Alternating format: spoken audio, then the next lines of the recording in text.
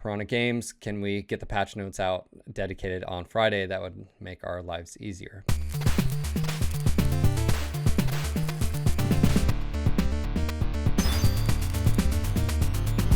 Hey, what's going on, guys? Phil here with another patch review video for Mechwarrior Online. This is for June 2021, and I would have had this out earlier, but again, PGI is insistent on releasing the patch notes sometimes very late, and I'm doing the best I can. So PGI, can you get them out on Friday so what us content creators can get the content out a little bit ahead of time? That's all we ask. All right, let's go dive into it. Pretty short patch notes for this month. No fancy images or anything like this, but basically it starts off talking about the level designer and the new Polar Highlands. Now, I released a video, funny enough, about Polar Highlands earlier this past week, and then they actually came out with their own video as well with a full preview. It was a good watch, and it had Matt Newman and Francois from Piranha Games going through the entire map. And basically, yeah, if you haven't seen it, Polar Highlands is getting a complete redo, and it's going to be quite extensive. I'm excited for this change. I think the map in itself, probably one of the worst offenders out there. I know that there's some, I would say, differing opinions on the map.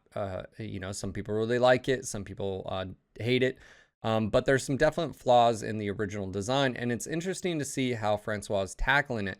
Now, I did see some concerns in my Twitch chat, which, by the way, I stream Monday through Friday, 12 to 6 p.m. Eastern.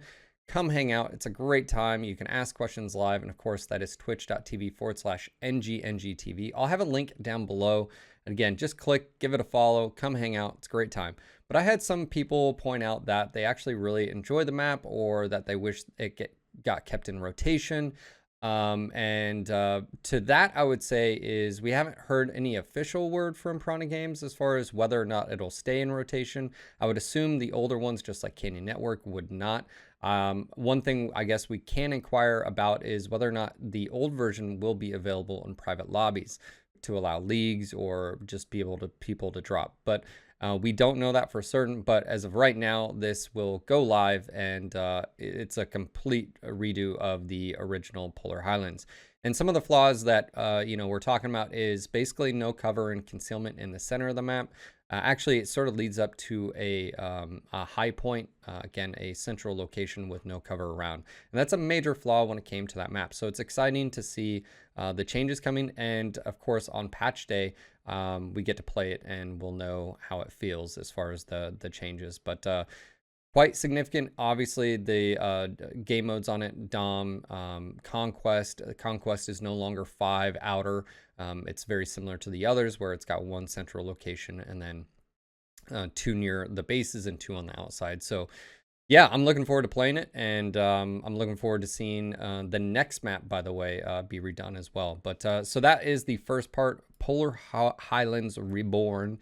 We also have spawn points. This is long in the waiting. They did try this, and this is on Tourmaline Desert, to where they adjusted them. For those that don't know, on some of these game modes, it is very penalizing to get spawned there, and it sort of puts you out in no man's land, out in front of the Stargate, if you will, the dropship ring. So that's being fixed, and I think, I haven't had confirmation on this, but I think what they're doing is they're dropping everybody in the same location.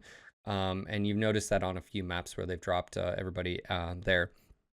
Obviously, warranted, needed, and yes, just all around. There's a few other maps out there that I'd like to see that done as well, but in this case, Tourmaline, it literally can put you in a basically no-win scenario, especially if you're an assault, which is not fun. The next thing up on the list is Agility Pass 2. Now, last month we saw Agility on 8 mechs. Unfortunately, we thought it was going to be all of them, and then PGI had to backtrack, and it was just a lot of work, apparently, and with inputs. Now, I suspect this is the reason why the patch notes were delayed, is because the amount of inputs on the dock here. And for future reference, if anybody's listening over at Piranha Games, just list a spreadsheet. That's sort of what the page looks like anyways. And let's go and take a quick look at what that looks like.